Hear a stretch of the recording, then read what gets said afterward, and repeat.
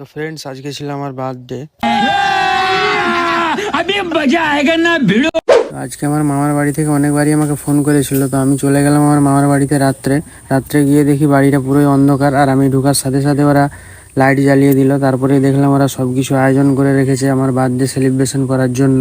তারপর ওরা তো আমার মাথায় মুকুটটা পরিয়ে আমাকে চেয়ারে বস করিয়ে দিল, আর আমিও কেকটা তাড়াতাড়ি কেটে ফেললাম, অনেক রাত হয়ে যাচ্ছিল।